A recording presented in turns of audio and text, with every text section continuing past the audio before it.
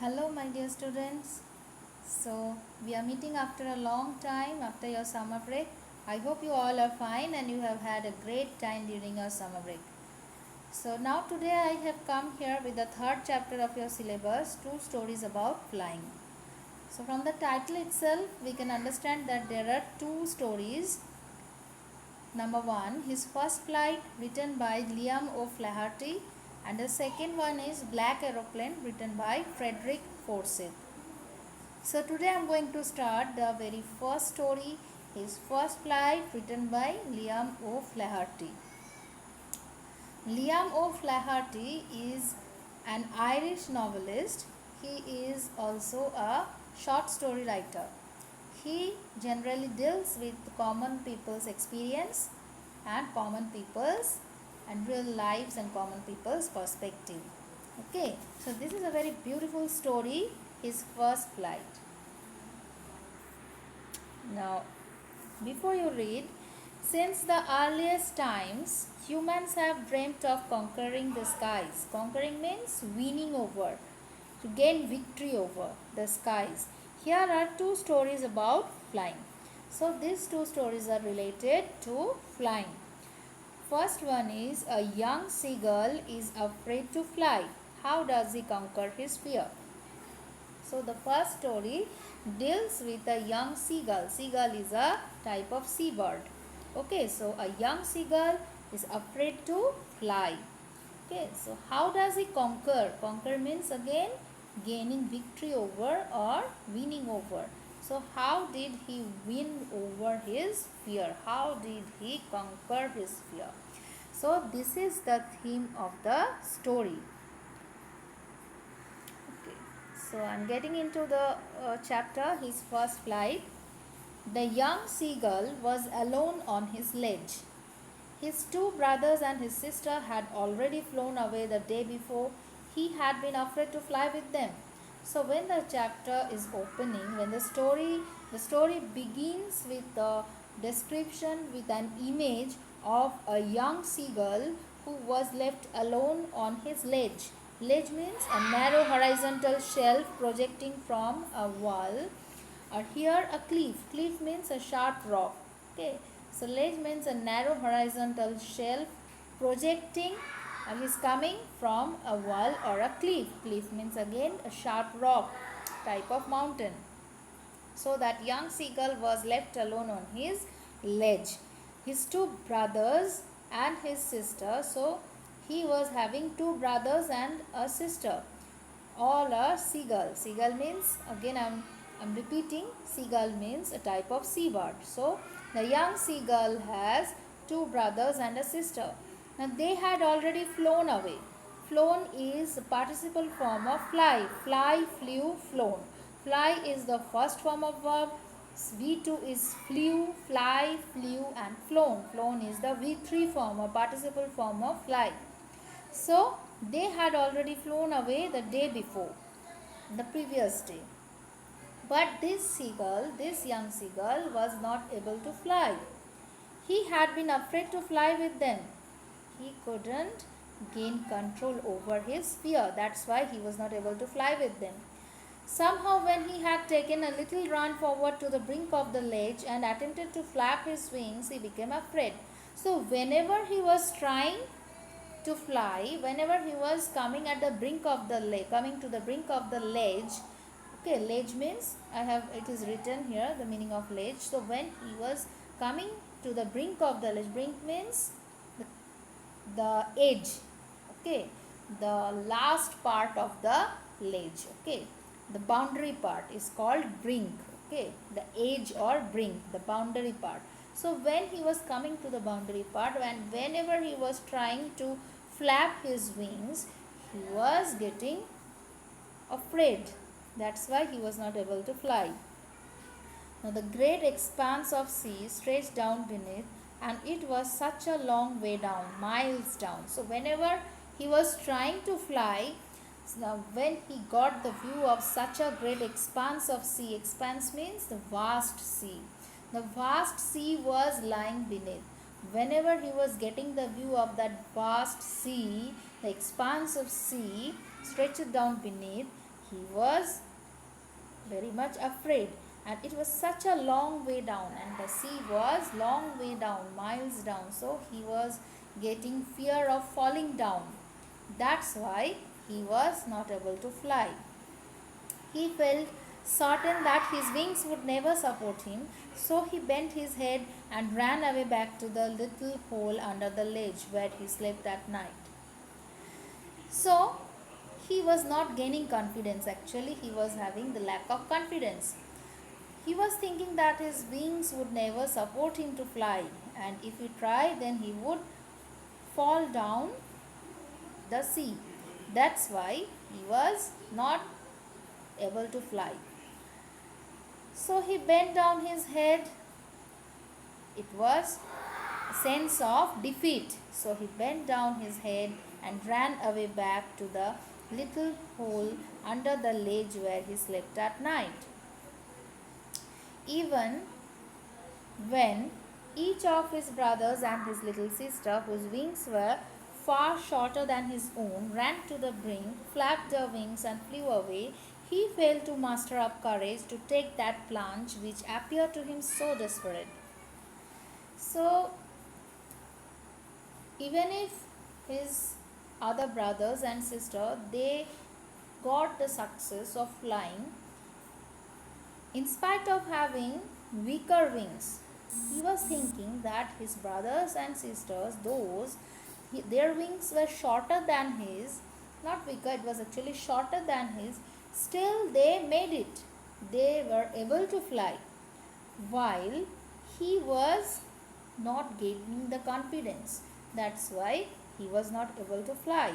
He was very much afraid of falling down. So he failed to muster up courage. Muster up means here gather. So he failed to gather his courage to take that plunge. So there was only one plunge needed. Plunge means a jump, a sudden jump. Okay, that is a plunge. Okay, so he was not able to take that first plunge because he was not able to muster up or gather the courage for taking the first plunge or jump. His father and mother had come round, calling to him shrilly, upbraiding him, threatening to let him starve on his ledge unless he flew away. But for the life of him, he could not move. So, his father and mother, so when the story begins with the scenario or the image that the young seagull, he was left alone on his ledge, but his entire family was not there. They were somewhere else. They were celebrating the success of the brothers and sisters flying. They were celebrating the success of their first flight, the first flight of the young seagull's brothers and sister. But that young seagull was left alone because he has not achieved that success of flying. That's why he was left alone. Now his father and mother had come around, calling to him shrilly. Shrilly means with sharp noise. Upbraiding him. Upbraiding means scolding him. So his parents were scolding him. They were threatening to let him starve on his ledge unless he flew away. Even his parents threatened him that he would be left starved alone on his ledge unless he flew away. Now there is a negative sense in the word unless. Unless means if not. Unless means if not. That means his parents threatened him that he would be left starved alone if he doesn't fly. But for the life of him, he could not move. That means that he couldn't take the risk of his own life, and that's why he couldn't fly and he was left alone. That was 24 hours ago.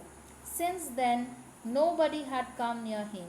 The day before, all day long, he had watched his parents flying about with his brothers and sister, perfecting them in the art of flight, teaching them how to skim the waves and how to dive for fish.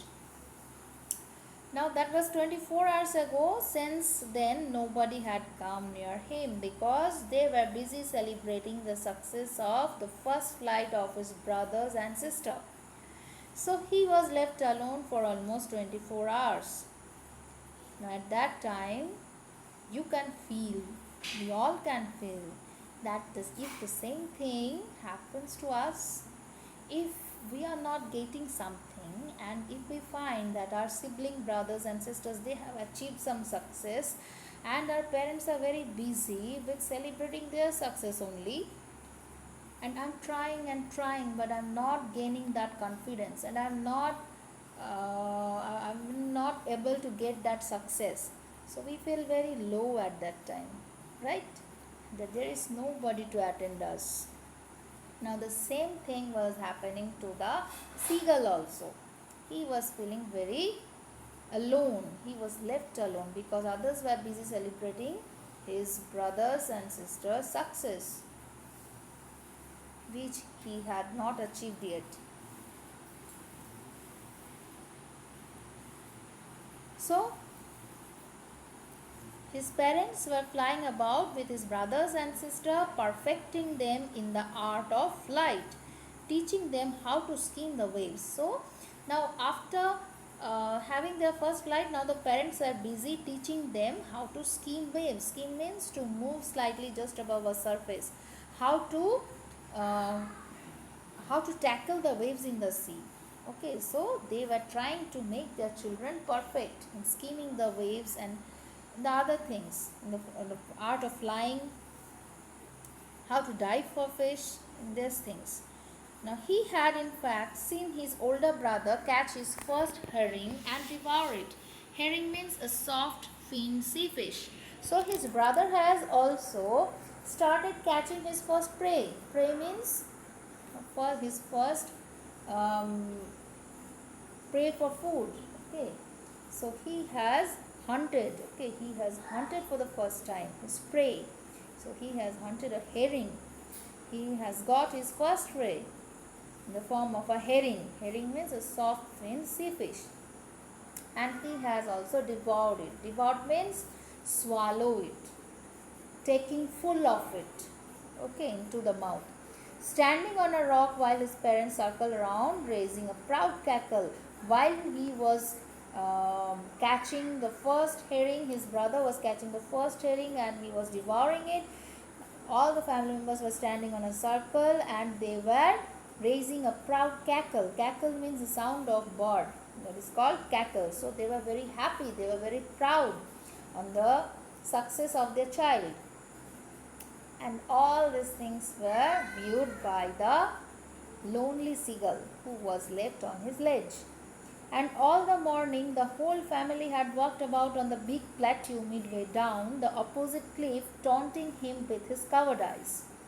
Now they were standing on the big plateau just midway down the opposite cliff, and they were taunting, the parents were taunting the young seagull with his cowardice. Taunting means teasing, okay, saying negative things. Okay, they were saying the negative things, they were taunting and they were teasing their child. Why? Not to demotivate him, but to motivate him. Sometimes a negative saying also can bring a positive result. If I say, you can't do anything, now you will be very much angry on me and you will take it as a challenge. Okay, ma'am has told me that I can't do, so I will surely do it and I will show it to ma'am.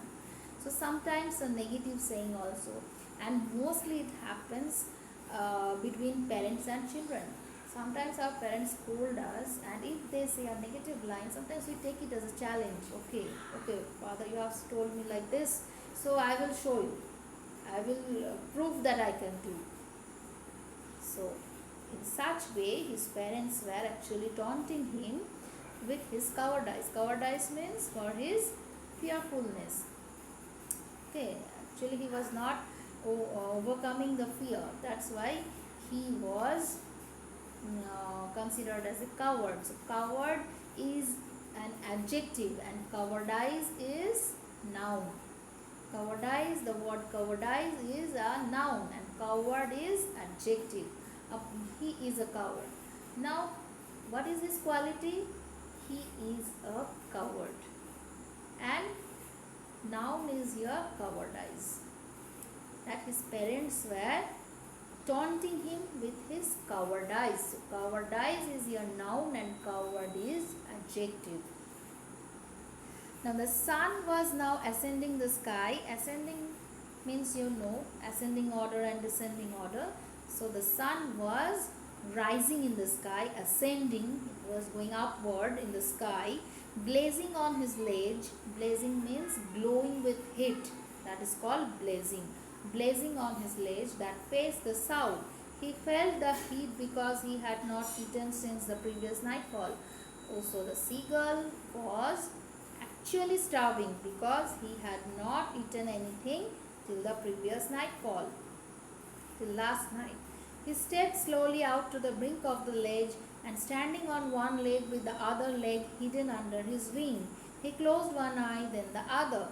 So, what did he do? He stepped slowly out to the brink of the ledge. So, he once again went to the boundary line of that ledge. And he stood on one leg and he hid another leg under his wing. And he closed one eye, then the other. So he closed the two eyes and pretended to be falling asleep. So why did he do that? If he pretended to be falling asleep on the brink, at the brink of the ledge, then he thought that his parents would take care of him. His parents would come at once because he may fall down. That's why he wanted to get or seek the attention of his parents. He wanted them with him. That's why he pretended to be falling asleep at the brink or at the boundary line of the ledge. He thought that his parents would come for his survival, to save him, to rescue him from falling down. Still they took no notice of him, but they didn't take any notice of him. He saw his two brothers and his sister lying on the plateau, dozing with their heads sunk into their necks. His father was preening the feathers on his white back. Only his mother was looking at him.